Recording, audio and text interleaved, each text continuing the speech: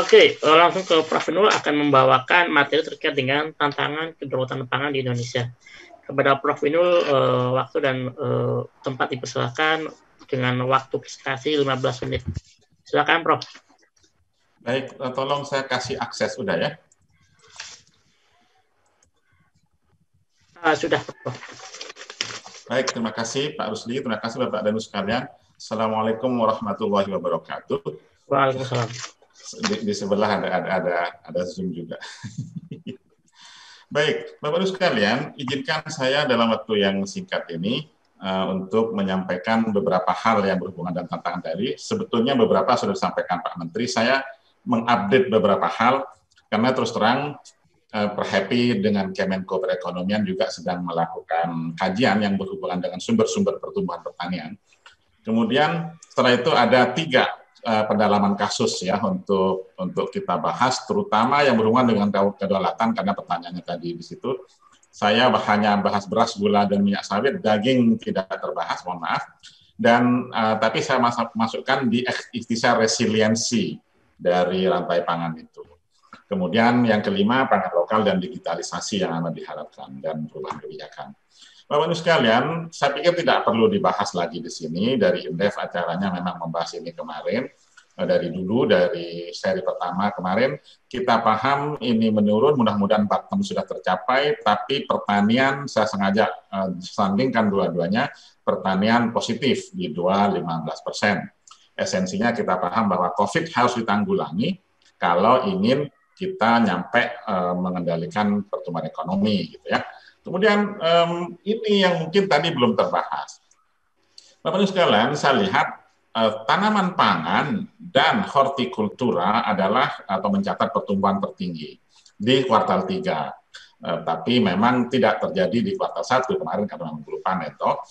Dan dari sini nanti kita bahas dikaitkan dengan studinya Mas Fahmi, Dr. Idkan Fahmi di Perhappy yang menghasilkan hal-hal baru yang perlu kita perhatikan, khususnya dalam konteks meningkatkan kedaulatan pangan atau kinerja sektor pertanian sendiri. Jadi studinya teman-teman, studinya Perhappy, Pak Mas Fahmi, kira-kira menghasilkan elastisitas seperti ini, Pak Tafir dan kawan-kawan ya. Di koefisien ini biasa dia menggunakan Mas Diki bahkan yang mengolah menggunakan koefisien constant regression, ketemulah angka seperti ini. Lihat bahwa yang nyata, yang signifikan itu elastisitas output pertanian adalah kapital. Bagaimana perubahan kapital termasuk tadi perubahan teknologi tentu saja di situ ya. Dibandingkan tenaga kerja cuma 0,1% share-nya terhadap pertumbuhan pertanian. Jadi kalau kita miss untuk pembentukan cadangan modal dan teknologi, kita nggak akan pernah tumbuh. Saya pikir ini message besar, message penting dari studinya Mas Fahmi. Kemudian beliau belah dengan menggunakan data dari FAO Stat, lihat kontribusinya masing-masing. Kontribusi tenaga kerja justru hanya tercatat pada saat krisis ekonomi tahun 98 karena ada orang kembali. Nah sekarang kita belum ketemu datanya itu karena memang harus menunggu data yang terbaru.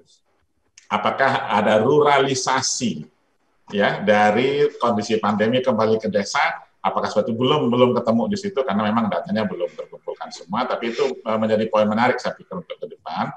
Tapi setelah didekomposisi seperti ini, dibandingkan TFP, total faktor productivity untuk pertumbuhan ekonomi, dan untuk pertanian setelah dibelah, ini yang sangat menarik.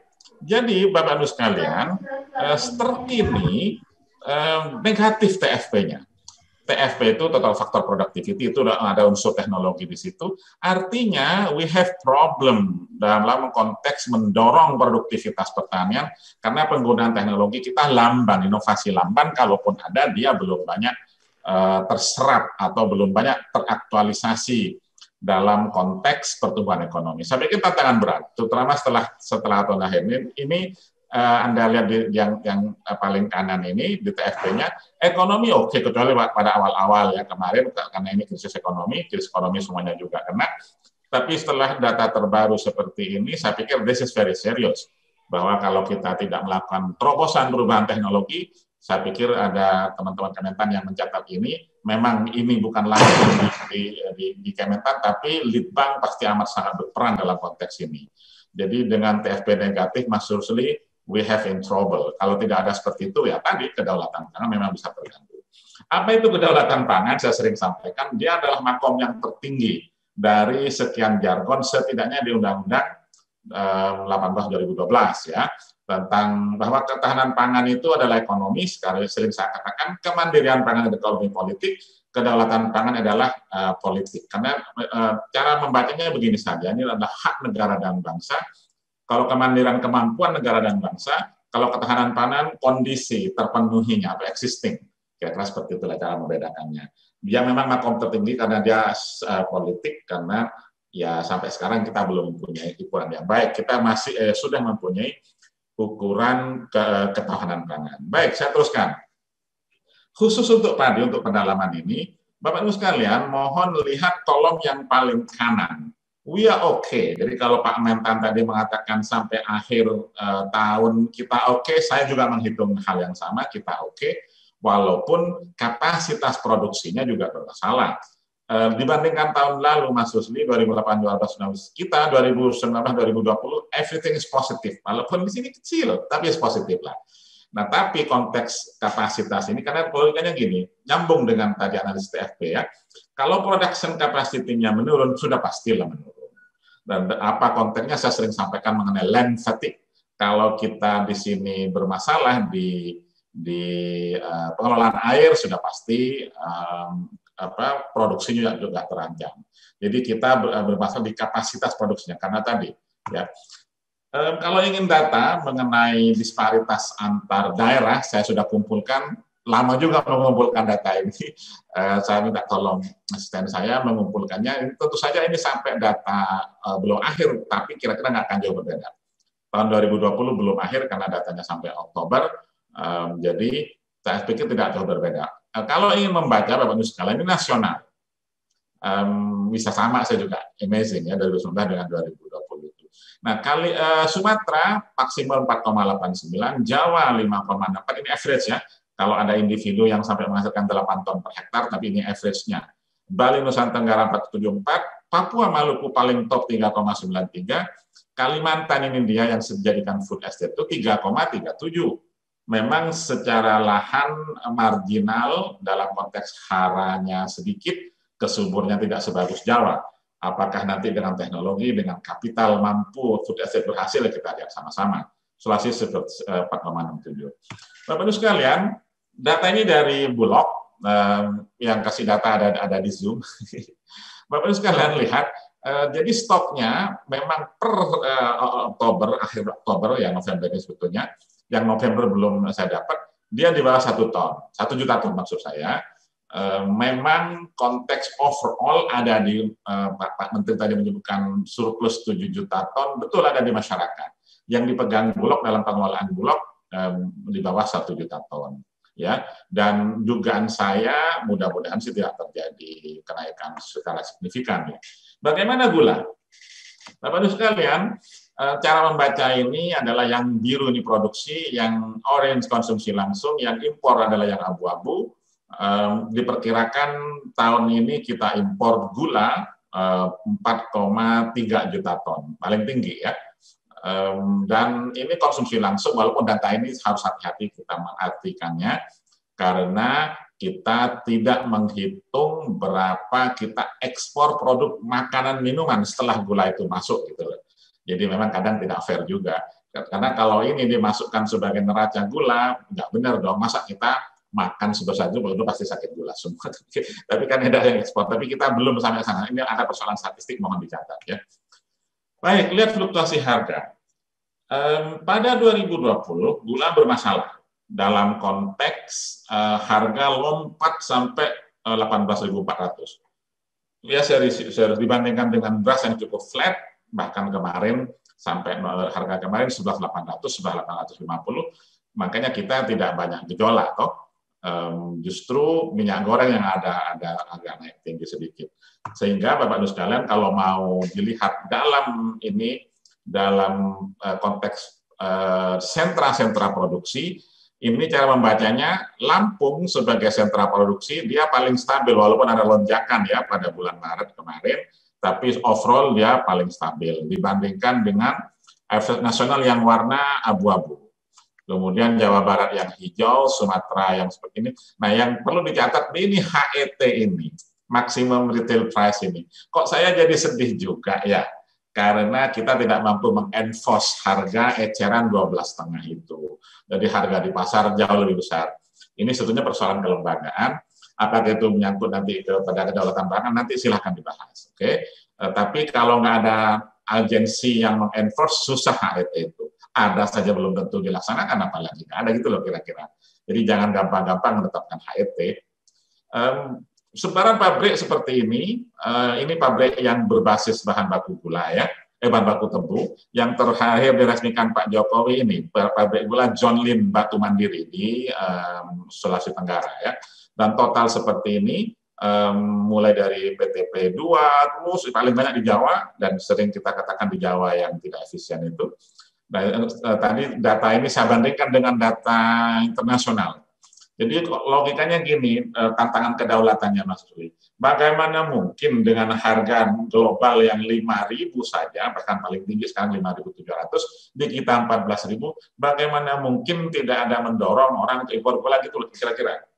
Jadi tantangan kedaulatannya justru dari situ. Kita PR-nya bagaimana meningkatkan daya saing, menekan biaya produksi dan sampai menghasilkan harga jual yang terjangkau. Itu saya pikir manajemen yang harus dijawab.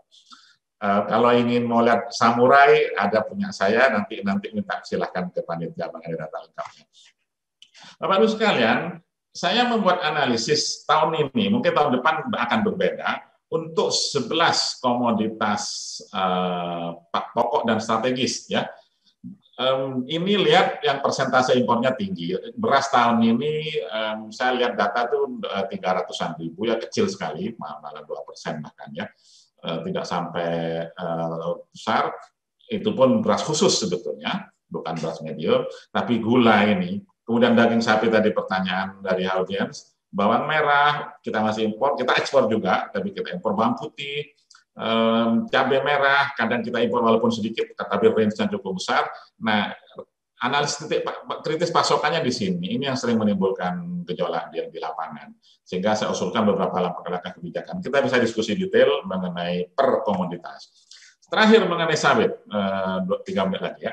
Begini, data terakhir yang saya dapat 2020 itu kita kira-kira produksi 43 dengan stok awal 3. Ekspor kira-kira 29. Pemerintah mentargetkan ekspor 30-an juta ton ya. Dan dikonsumsi untuk pangan 7, dan disinilah B30 Mas Rusli. Nanti sekarang sekalian saya nyambung kepada tema berikutnya di energi.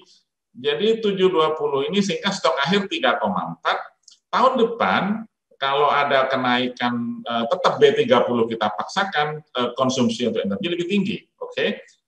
Untuk pangan naik sedikit, 73,5 dengan asumsi seperti ini. Kalau kita mau B40, akan neracanya seperti ini. Sehingga untuk konsumsi energi 12. Nah, konsekuensinya pakai biaya. Pakai biaya tentu saja ya. Kita lihat dulu harganya. Kita paham kalau BBM ya, bahan ngamati ini akan berhasil jika harganya masuk. Nah, ini harga brand yang minta mencah brand itu sekarang 43 sudah naik sedikit lagi, dan perbedaannya MPOS-nya dengan diesel marginnya seperti ini. Yang menarik adalah gini, seandainya tidak ada B30, harga kita mungkin sudah terjun bebas, harga CPO. Tapi kalau alhamdulillah kita dibandingkan dengan MPOB-nya Malaysia, mereka 435, kita 680 loh, tinggi itu. Dan di situ yang menjadi jebakan Batman ya. Pemerintah akhirnya mendorong untuk naikin pajak, naikin pungutan. Skenario-nya seperti ini. Jadi pungutan itu 55 per ton saat ini, kalau memang 630, nah sekarang kan udah tinggi nih, 680, dia akan naik. Kenapa kenaikannya? Naik 10 sampai 12,5 dolar per ton untuk setiap kenaikan 25. Nanti akan naik dia. Sehingga ekspor CPO 2021 34. Lihat Mas Rosli ya, penerimaan negara dari pajak mencapai 43. Berapa biaya program biodiesel? 55 triliun, sehingga ada defisit 12,2 triliun. That's the key, itu yang harus ditanggung oleh APBN. Apakah kita harus menanggung? Nah, nanti silakan renungkan presentasi Pak Faisal pada kesempatan yang kemarin ya. Untuk siapa sebetulnya B30 ini? Saya pikir itu sebetulnya. Karena kita lihat, saya paling tidak, kalau ada kenaikan pungutan, pasti di-pass on kepada petani. Sementara petani tidak dapat manfaat banyak. Dan kalau seperti itu, bukankah seluruh industri CPO-nya yang akan bermasalah? Saya pikir this is very serious. Kita harus secara serius membahas ini dalam konteks yang spesifik ya. Kita kan agak umum sekarang. Sehingga saya usul pangan lokal. Saya akan cepat saja. Kita harus mendorong pangan lokal untuk menjadi alternatif sebagai bahan apa tadi, kedaulatan, penguatan kedaulatan. Ini sudah sangat jelas, gambar-gambar yang saya kumpulkan pelan-pelan ya, ada sumber pangan lokal.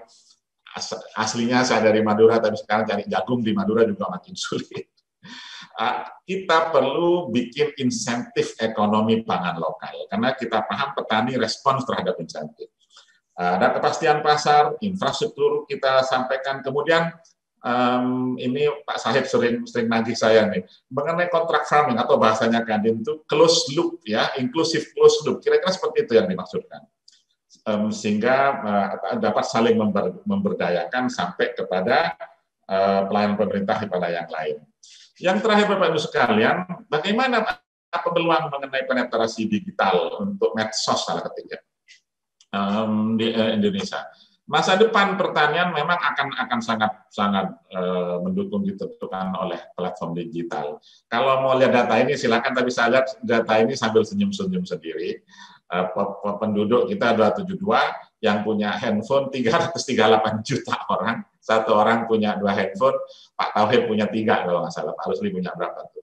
Dan di internet penggunanya 175 juta. Dan berapa kita menghabiskan waktu di internet, di handphone, di medsos setiap hari?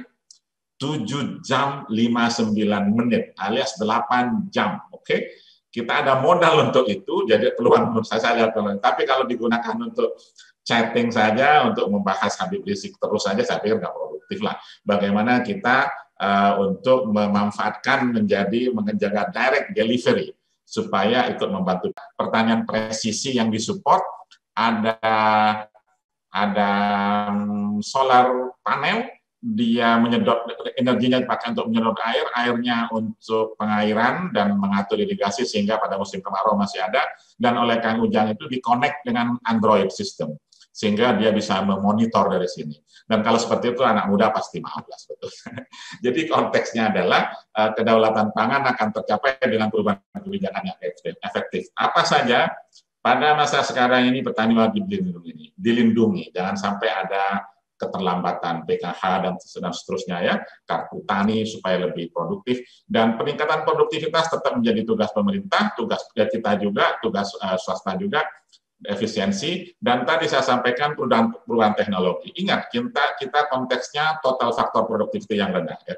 Kemudian kalau mau stabilisasi ada kredibilitas kebijakan. Dan sekali lagi yang terakhir, anti-geser perubahan konsumen untuk terus dilakukan. Karena itulah mereka suka direct delivery dan memang memanfaatkan marketplace. Dan jangka panjangnya kita perlu invest di modal manusia untuk mencapai perubahan teknologi dan menghindari middle income trap. Saya pikir cukup, saya 15 menit. Terima kasih. Assalamualaikum warahmatullahi wabarakatuh.